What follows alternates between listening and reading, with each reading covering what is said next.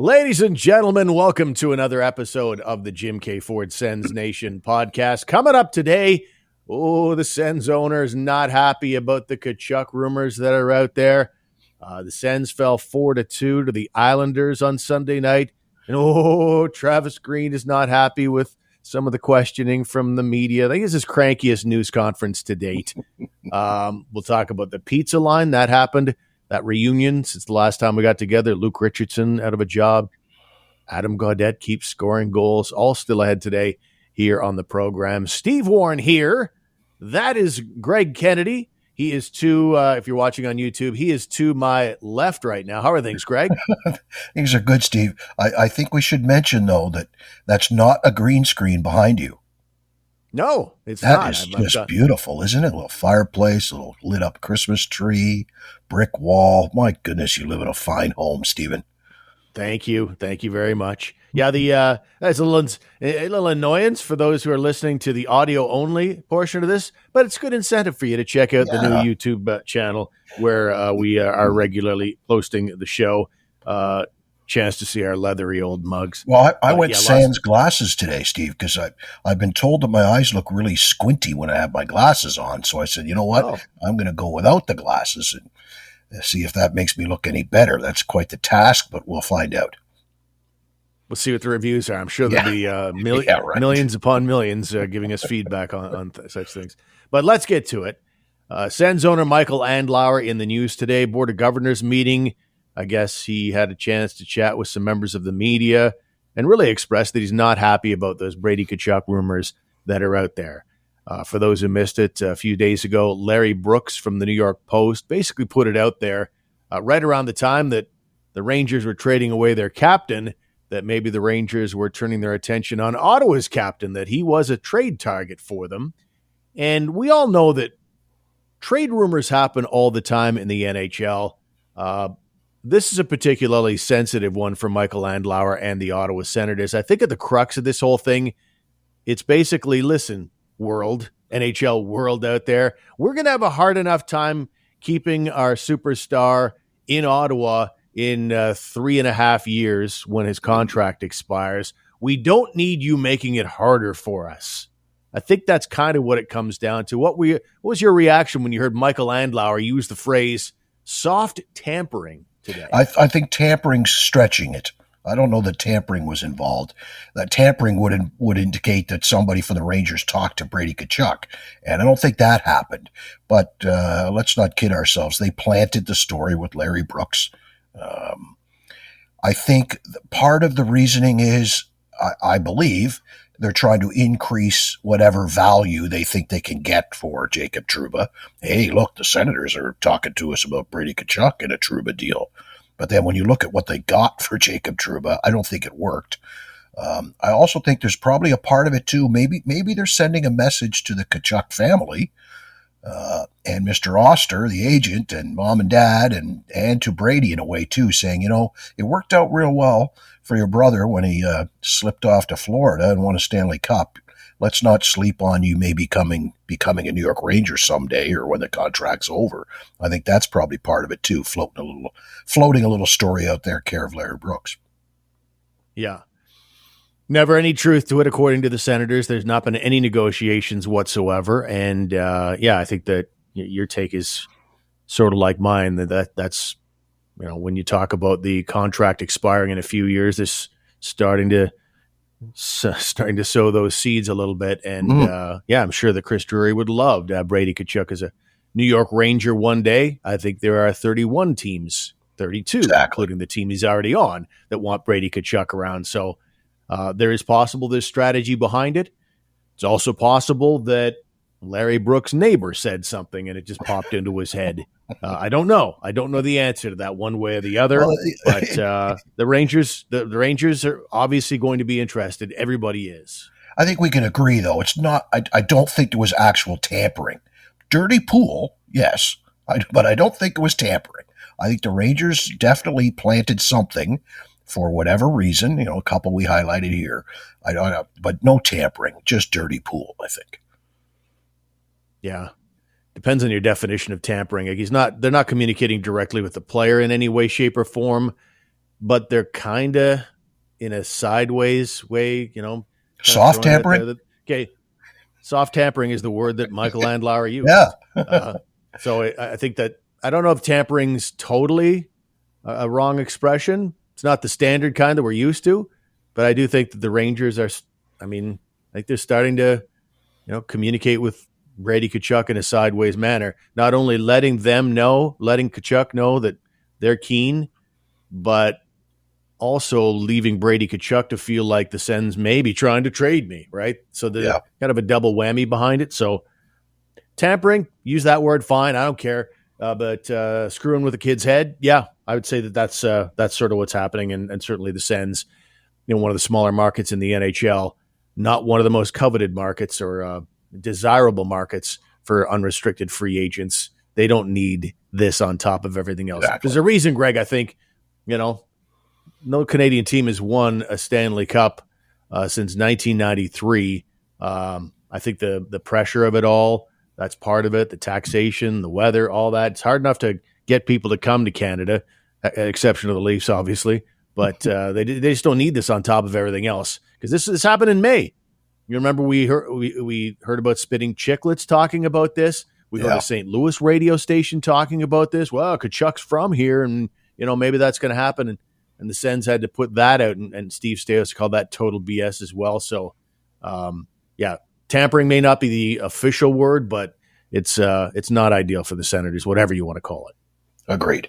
All right, moving on. Sens fall 4-2 to the New York Islanders. The good news is they're 2-1 in their last 3 games, but that was a game that they should have won. I thought that was one of their better games of the entire season, but between their penalty kill continuing to scuffle and between Anton Forsberg he made 10 saves. Yeah. You're going to need more than 10 saves. I know it's not easy sometimes, they say, when goalies aren't busy. That can be tough too. That could be challenging. But, man, they just needed a save, and they didn't get it. And meanwhile, Ilya Sorokin at the other end was fantastic for the Islanders, and that was 2 points. It was right there for the taking.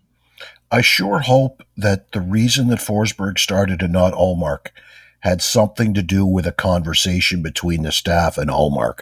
And Ullmark saying, I'm not really a guy for back-to-backs. It's probably not a good idea.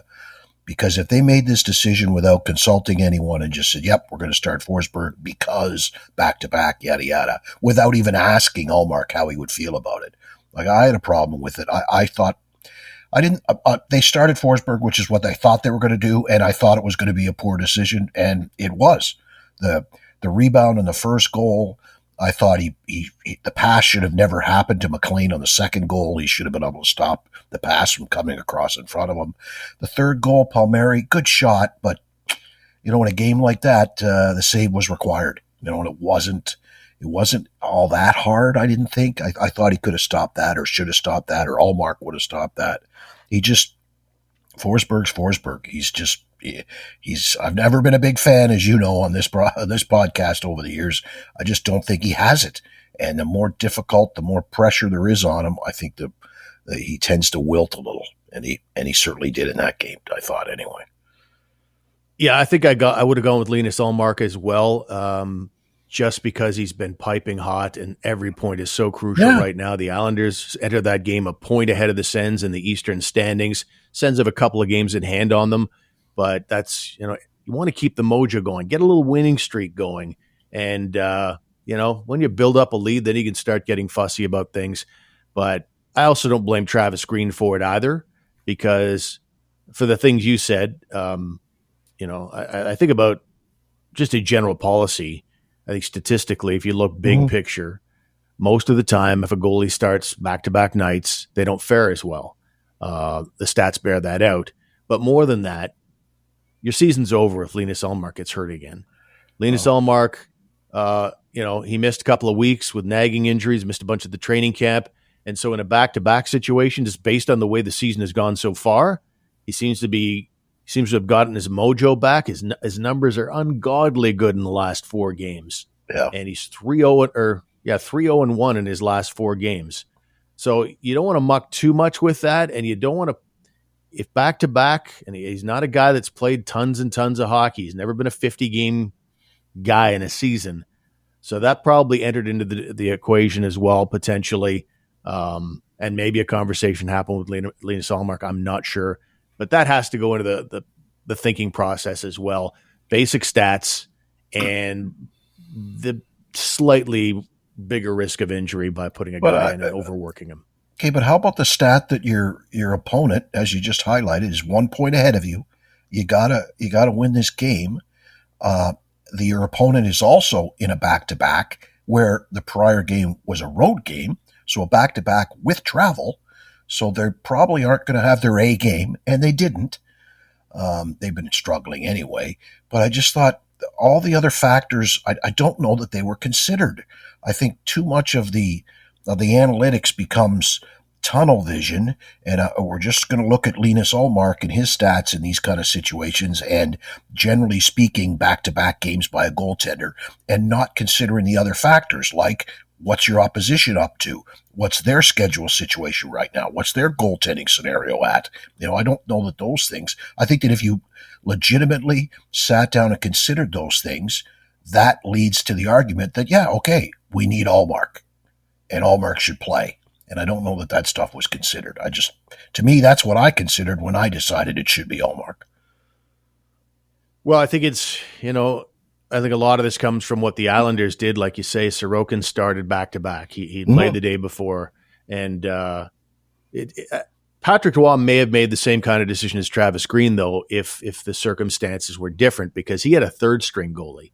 Mm-hmm. Remember old Marcus Högberg? He's back in the NHL, signed with the Islanders, because Semyon Varlamov got hurt earlier in the week. And so you got Högberg as your option. Like, I think between the fact that he hasn't started an NHL game in 3.5 years, and that game was going to be back in Ottawa against the team that drafted him and kind of cast him away 3.5 years ago, I think Patrick was thinking that might be a bit of a psych out. Mm-hmm. If I fire Marcus Högberg in there. If Varlamov's healthy, maybe he would have went to him, but we'll never know, of course. But the thing is, I think I'm not going to come down to Travis Green because I think that he's going to standard practice, and he's got some level of trust in Anton Forsberg, and that's his backup goalie. And so I think we're at a stage right now that if he didn't want to change his policy per se, you don't, and I think that's not necessarily a bad thing. Don't change your policy, but maybe it's time to change your backup goalie. Yeah. If this is how you're dealing with things, maybe it's time to fire this guy on waivers and find yourself a new goaltender that you can rely on, that you can operate under best practices with. I'm not saying that time is now, but if you look at, it's night and day the last, I'll throw in 5 games now for Anton Forsberg, but going into the game, looking at their recent 4 games, they were night and day. Forsberg's got to be better. He's their regular backup, and he needs to be relied upon to step up when they need him to. And if he can't, they got to go find someone else who can. And how about the Colorado Avalanche? They in a span of 7 days, they traded out both goalies. They have a whole new tandem in the span of 7 days. There's an organization that made a choice and said, you know what, this tandem's just not quite good enough. Georgiev got traded today. I can't even remember the other guy's name now, but he got moved out a week ago. Like, boom, just they needed to make a change. They made a change. So you bring up a valid point, but there's been all these injuries in Belleville. You just have the Great Dane has just come off injury. They've been going with Subban and a nobody for the last couple of weeks in Belleville. Yeah, Mike Simpson, right? You've just gotten what's his name now? The Dane. He just came back. Mads right? Sogard. Yeah, there you go. Mads Sogard just came back. So, who are you going to bring up? What are you going to do? You couldn't even make that. And Sogard hasn't exactly proven himself as an NHL player. And Marilainen's just back, right? Basically, the two of them have just come back off injury. So neither one of them has really established themselves. So I think that even if you wanted to make a change of backup goalie, now's probably not the time. Also, as you've alluded to, that you couldn't exactly give the ball to Ullmark and have him run with it because he's not a guy who has played the 50 games in his season. So you really need somebody there that you can count on for 20 games and just win 12 of them. That's really all you're asking for. And instead, you go out and lay an egg. And again, it was the San Jose game in reverse. That's the way I saw it. And Travis Green had an opportunity to deliver a DJ Smith-ism, and he did. Right? He said, 95% of the time, that's a game you win. Right? It was perfect DJ Smith. That's a game where on another night we would have won. Perfect. Yeah, I was thinking that same thing for sure. Yeah. So let's get to that news conference, and this is courtesy of the Ottawa Senators YouTube channel. And I'm declaring this Travis Green's crankiest news conference yet, and he's had some beauties, but listen into this because he's very short answer. Travis Green just doesn't want to be there. Right. He didn't want to go down any sort of negative roads because he felt like the team played so well. So he was irritable with the negative slanted questions, but he was also didn't want to go down the road to any positive talk either. He just didn't want to be there. This is Travis Green in conversation with the media after the loss on Sunday night. Yeah, very positive. Yeah, we had a good game. What's like most about your team's game? Gave up 8 shots, 5-on-5. Spent a lot of time in their zone. Probably win that game 95% of the time. Could you have done anything more offensively was that goalie just that good tonight? Yeah, I'm sure we could have done a few things. Could have, it's easier said than done to score goals in the NHL. Guys get paid a lot of money to do it. Our penalty kill needs to be better than it was tonight, but that's easy to say too. Gave up 12 shots total. Those first 2 goals you guys allowed, resulting in goals in front of the net. What needs to happen in order for those plays to not happen? I'm not going to nitpick our game tonight. We dominated the game. That was our best game we've played in, I don't know, 8 to 10 games, probably since the Toronto or Boston game. What's it say about a guy like Godette who's shown sort of that perseverance to now seeing the success? Yeah, he's having a good year. Yeah, I'm probably not going to sit in here and put a lot of praise on a lot of things when we just lost, but Adam's having a good year. What do you maybe need to see from the bottom 6? Like, they played great tonight, but maybe to just keep going. I mean, everyone wants to score. You play well, you got a better chance of scoring. If you don't play well, you don't have a good chance of scoring. I don't know. Pence had 6 shot attempts. I think Cousins got really unlucky to score early. Hamill played well. We played a hell of a hockey game tonight. It's tough to let one like that slip away, and like at least get out of there with a point when you've got a team in that situation. Yeah, that'd be nice. Really nice. Gave up 2 shots in the third period. We didn't get the pen. What do you want me to say? Yeah, would have been nice to win 5-2. But you have to get dirtier around the net. Maybe do a little bit. Jobs. Yeah. I thought their goalie played well. Tried to get to the net front. They boxed out well. Like I said, I think probably win that game 9 out of 10 times. But I guess the point is getting. Bruce, are you trying to get me to... No. We just played a pretty good game and lost. If you're looking for me to start nitpicking our game tonight, don't. There's Travis Green in conversation with the media, shutting Bruce down in his tracks there. And like I say, it was like, why show up for that thing? Because he didn't want to talk about the positives or the negatives. He just basically wanted to say, played a hell of a game and didn't really want to engage in anything else. But the things he did say made it sound even worse. We only gave up 8 shots, 5-on-5, but we lost. We only gave up 2 shots in the third period, but got outscored in the third period and lost. That sucks, man. Like, that's bad. That's bad. And it made it sound even worse. Poor guy. Yeah. And you're right about the DJ Smith-isms.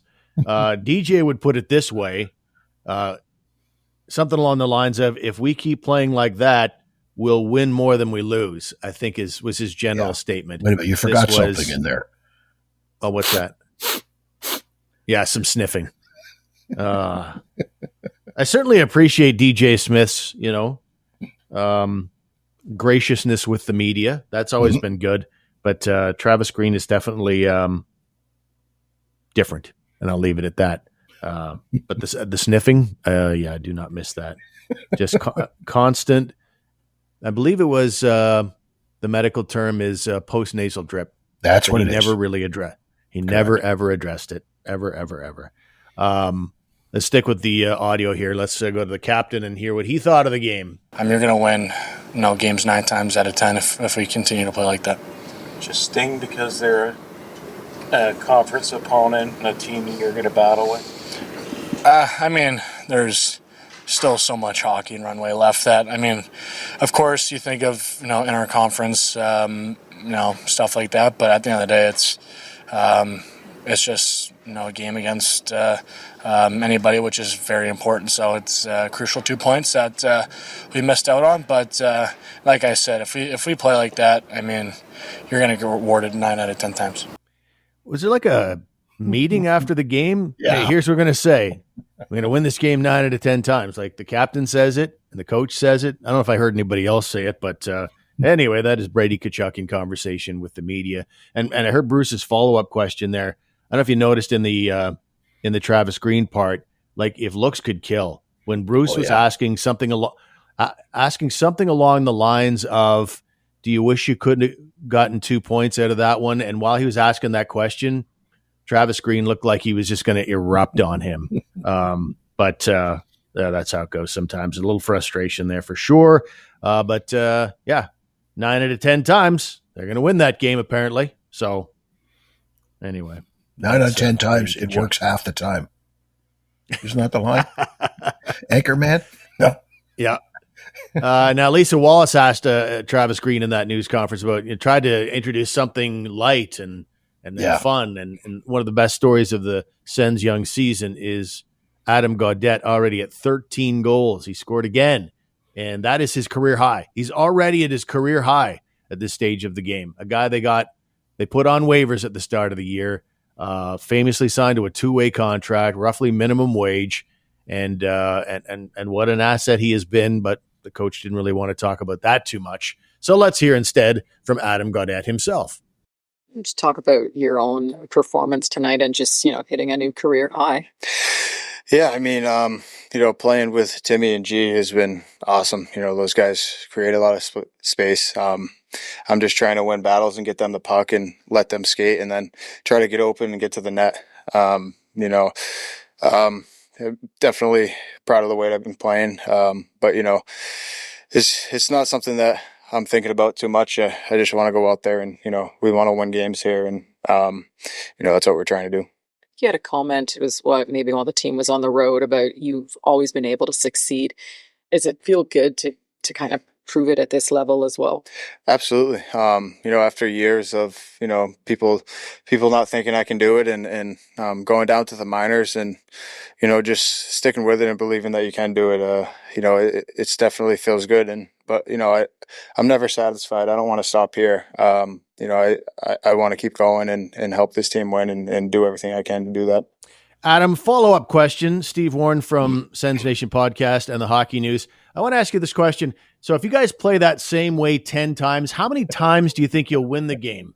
Let's see if this is a company line. Or that's Adam Godette in conversation with the media. And he's been a great story. 13 Does goals. he even have 40 shots on net yet? No, it's 30 something. Yeah. Amazing. And to do it with the weirdness, like I kind of thought that Travis Green was always in his corner, and I'm sure he is. They go back to Vancouver together, and he makes the team. But at the same time, the last week and a half, it's been Godette up to the top 6 one game, and then down to the fourth line, shovel him over to the right wing. Then Greg goes up, and Greg and Godette in particular have been going up and down from top 6 to the bottom line. It's been weird to see. It's like mad science going on right now with Travis Green as he tries to figure out who exactly is my 6th guy in that top 6. But I do like the connection that he's found with Pinto and Cousins. I thought Nick Cousins has played his 2 best games of the year in the last 2 games. He's looked good, so he seems to have found a home there, playing on the third line with Greg as the third guy there. I've liked that look. And hey, the top 6 looks good right now. No need to worry about anybody up there. My concern has nothing to do with the forwards. I continue to have issues with the size and the strength and the tenacity, pugnaciousness, meanness of the D. I wish the D were stronger and meaner and harder on people in front of the net. But, hey, there's nothing wrong with the forwards. Yeah, and I've to that point about the D, those 2 goals, Jensen and Sanderson, they didn't look really good on it. Like just not tying up sticks, wrong side of the guy. Bit of a concern because, they both have their assets. Like Jensen's been a good ad. He's been a good player for this team, but he's not as physical as I'd sort of counted on. Like, yeah. So if you're not, he's a pretty good scorer. He's got 10 points, which 5-on-5 is second on the team, only to Thomas Chabot. Sanderson's 5-on-5 is like 2 points. Not good. On the power play, of course, he does a lot better, but more offense than I would have thought. And I've liked everything else he's delivered. But in terms of physicality, this is why Eric Brandstrom was not brought back, because he just got overwhelmed in situations like we saw the Islanders score goals on the Anders Lee goal and the McLean goal. That was just, guys getting outworked in front of the net. And you're hoping that the guys that remain, that get to stay, we're going to be able to handle that. But certainly in that Islander game, like you said, they were kind of outworked. And it affects your PK. Like it really does. Totally. People can go to the blue paint and sort of know that they're not going to get muscled out.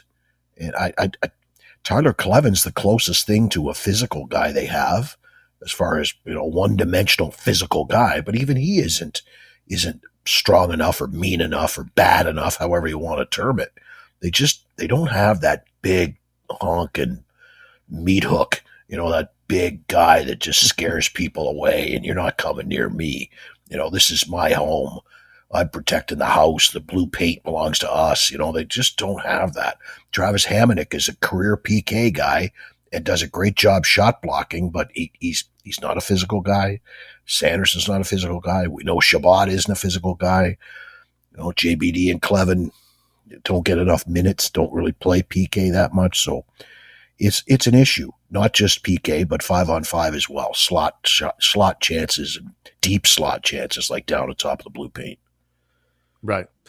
Yeah, they got to be better. The Islanders had the worst power play in the entire NHL going into that game, and the Sens were like 24th on the PK, but I think the Islander power play percentage was 11% going into the game, and they go 100% in that game, 2 for 2. Not ideal when you're dealing with a 1-goal game. You had the empty netter at the end, of course, but at the same time, taking a more positive approach on things. We get hyper focused because you watch the Senators as closely as you do, and I'm going to say 9 out of every 10 goals. Just I'm going to throw that out there as a fraction.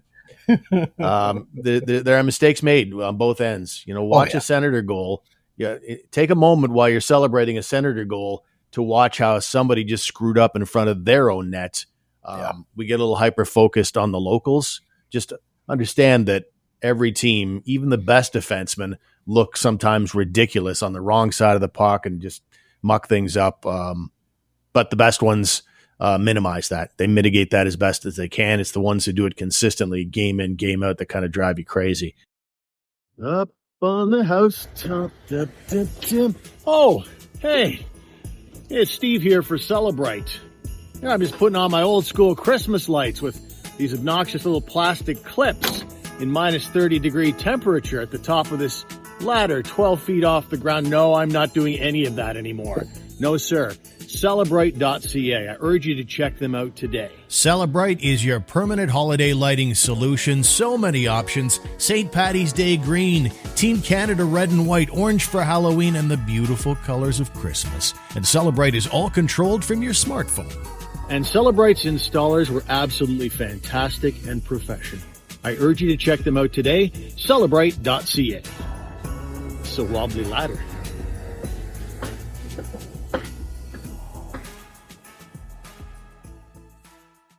The pizza line. That happened since we last got together. Yep. And they didn't throw the gear on like you were hoping for. I was hoping for it. It was just it was a morning press conference, lots of media, and then going out to center ice and waving to the fans. They all had their black jerseys on. I thought the whole thing was pretty cool. And you can talk about it being the pizza line reunion, and it was neat to hear some, great nostalgia, but at its heart, really, it was about mending fences with Danny Heatley, was it not? Exactly. You're bang on. And I like the fact that they did it the way they did it, because bringing out just Heatley might have been a little, some people might have been a little nervous about the reaction if it had been Heatley and Heatley alone. This way, there's a little bit of insulation there. The fans here love Jason Spezza and always will, and of course they love Alfie. So I think even the people who might have wanted to boo Danny Heatley, even the people who are not happy about Danny Heatley, maybe they weren't clapping when Heatley came out, but they're probably thinking to themselves, well, he's okay with Alfie and he's okay with Spezza. I guess I better, shut my mouth and acknowledge him for what he's done for this team. He spoke, Danny Heatley did, glowingly of the city, of the fans, of his time here. It's some of the best times of his career and life. And, if you sit back and you say to yourself, okay, because back then we weren't necessarily talking about what a gong show things were in the owner's suite. But as the years passed, we realized what was going on. It was probably going on back then too. Heatley didn't say specifically why he demanded a trade. He talked about diminished role at the time, but didn't want to get into that part of it per se.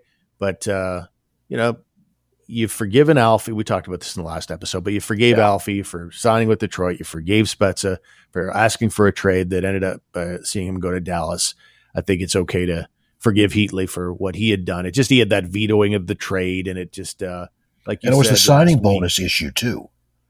Right. Yeah. It cost the owner money, but right. And it had a lot more to do with, it had a lot more to do with Corey Clouston than it had to do with Eugene Melnyk. Right. Like Corey Clouston is pretty much didn't have any use at all for Danny Heatley.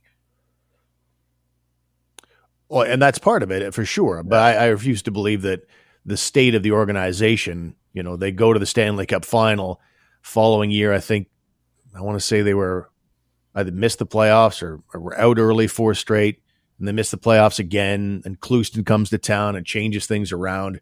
And clearly he wasn't an NHL coach. He lasted a couple more years and then was out of the league completely.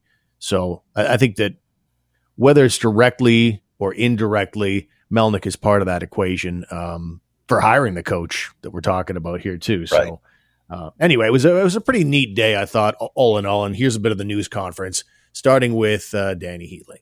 I guess the one thing I will say is when I did want to leave, it was nothing to do with the city or the fans. I said earlier, these are the four of the best years of my life, not only hockey wise, but off the ice, friendship wise. And that's really all I want to say to the city and the fans. I still love them. I'm happy and I'm grateful that Mr. Andlauer invited me back and to get me back in the organization and for this night. And I'm really looking forward to tonight. I've been hoping to kind of, I guess, make amends, if you will, and to be able to come back and maybe make things right, if you will. Yeah. And like I said, this is the first time I've been invited back. So I've never said no to coming back. Were you waiting kind of thing? Was it one of those things that you were waiting for the olive branch, I guess? Yeah. I mean, at the end of the day, it's not up to me to invite myself back.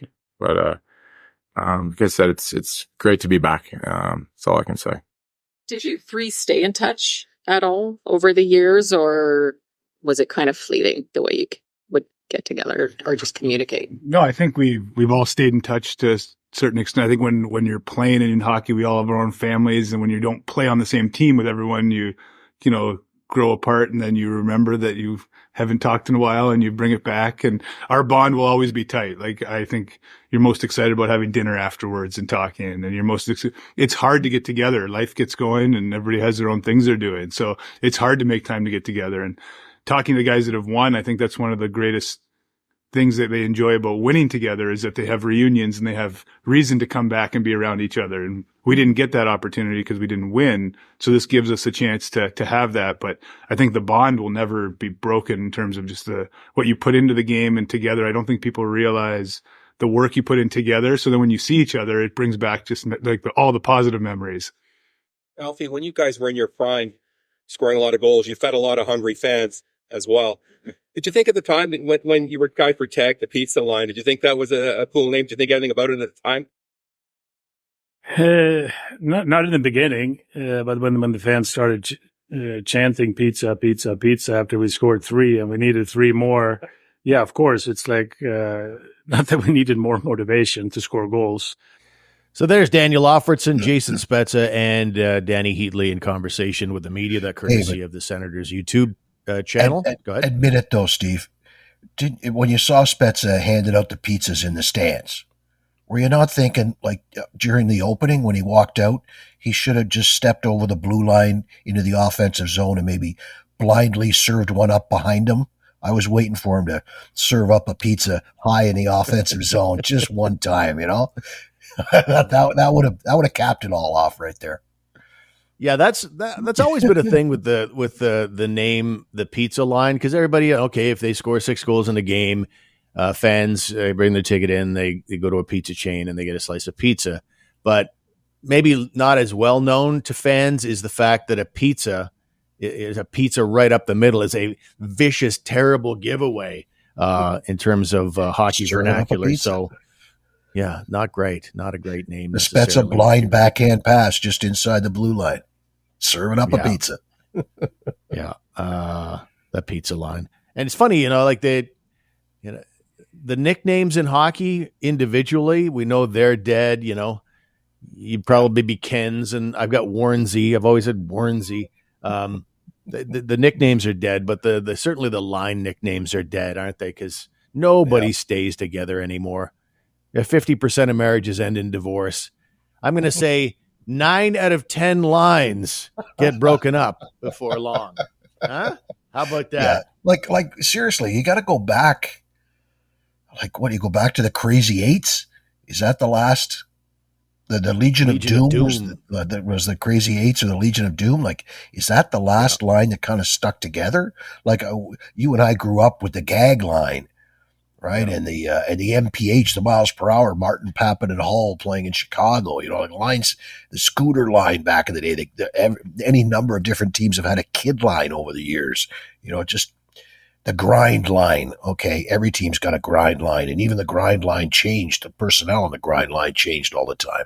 It just doesn't happen anymore because because you're right. They're not together. Yeah. It's funny and gag line, by the way, goal a game, New York Rangers in the 1970s. Was it Gilbert, Rattel, and Hadfield? Correct. All right. Vic Hadfield, the first, he might still be the only, but when he scored 50 goals for the Rangers, he was the first player to ever do it without a multi-goal game. No way. Yeah, and I don't know if that record still stands, but he scored 50 goals one year without the benefit of a multi-goal game. That is impressive. It's fun. Absolutely. It's funny that the lines don't stay together because every player we have on the podcast this comes up with, Drake Batherson has come up with a couple of times, like they all like it. They all like to have consistent line mates. I don't know any player who says, oh yeah, I love being yanked around through the lineup. I love not knowing who I'm going to play with on any given night. It's fantastic. They all say the same thing. They kind of like to have that stability and get to know where each other are. And yet coaches continue to, shuffle them around like blackjack dealers. Because coaches go with pairs. Like even Pasternak and Bergeron played a lot with DeBrusk. I don't know that they had a name, but that name changed. That line changed. It wasn't always DeBrusk. It was filtered in and out. Sidney Crosby played a lot with Chris Kunitz and whoever, right? It just changes all the time. Because coaches deal in pairs, not necessarily threesomes. All right, finally, it's a Chicago Blackhawks story in that they fired their head coach this week, and it's got the Ottawa tie, obviously, because Luke Richardson was the guy who was let go by the Hawks after 2 seasons and 2 1/3 seasons, we'll call it. The Hawks are in dead last overall, So it's hard to say, it's not fair. The 8th place in their division in Luke's first year, second year, and they're 8th again right now and dead last overall in the NHL. Not going, you don't necessarily want to see the thing turn around overnight, but you want to see it starting to turn, and it's not starting to turn for the Hawks right now. So Luke Richardson was let go this week, and very Ottawa though, like Ottawa West Golden Knights, Ottawa Sports Hall of Fame, former Senator player, former Senator assistant coach, AHL head coach for the Sens, and finally got his opportunity with Chicago. I was hoping it would go well for him, but it did have one of those. I mean, all coaches are hired to be fired, but when you go in right at the start of a rebuild like Richardson did, that's tough go. Yeah, it's a whole other kind of pressure for success, right? You're coaching a middle of the pack team. You need to have success in order to stay. You need to get above 500 and continue to climb. It's a whole other kind of pressure when you're with the worst team in the league. Basically, everyone knows you're the worst team in the league. Well, not necessarily this year, but in his first year there, in his second year there, okay, they're really bad, but you've got to do something. You have to show some kind of development in that program. That team has got to get better. There has to be obvious signs night in and night out for the management watching you that, hey, we're getting better, we're getting better, we're getting better. They're not expecting you to win every game, but there are signs they're looking for. And unfortunately, this year's been terrible. They made changes. They brought in free agents, and it's just Connor Bedard has not been good this year. Foligno's playing well, I guess. Taylor Hall has been healthy scratched. Like they're not there. They're not good enough, and they're not making strides. And I couldn't help thinking about DJ Smith and his time here in Ottawa. And do you think anybody would have said anything if he'd been let go after 2 1/3 years instead of hanging on as long as he did? We all kind of think it would have been the appropriate thing to do here. So from far away watching Chicago, I got to think when you look at it, the cold hard stats, unfortunately, I think it was probably the right thing to do. All right, let's call it quits. We've got the Sens taking on the Anaheim Ducks on Wednesday. That will be at the CTC. Then the Sens are in Carolina on Friday night, 7 p.m., and then Sidney Crosby and the Pittsburgh Penguins are here on Saturday night. So that's how the week looks. Any thoughts about the Ducks coming to town? There's a bit of revenge there. But they'll also have to keep their head up because they got Jacob Trouba and what's his name, Radko Gudas, who take your head off at any point. You better beat them. That's all I have to say. You lost another game. I don't care how close it was. I don't care what the shots were. I don't care if you competed hard. I don't care if 9 out of 10 nights you would normally win that game. You should have won the game, and you didn't. You can't afford these losses, and you can't afford any more. Like I'm tired of it. Start winning the games you're supposed to win against the teams you're supposed to beat consistently. Right. Like our old pal JR used to say, win the winnables. There you go. And there are lots of those out there. Stop the stoppables too. All those things. Stop the stoppables. The show is stoppable right now. We're going to stop right here. Don't forget that our website is sensnationhockey.com. And I hope you'll check out the Hockey News Ottawa. I'm the site editor over there. Lots of cool articles, we think. THN.com/Ottawa. And that's all I got for you today. Greg, great job as always, and we'll talk to you in our next episode. For sure. Have a good night, my friend.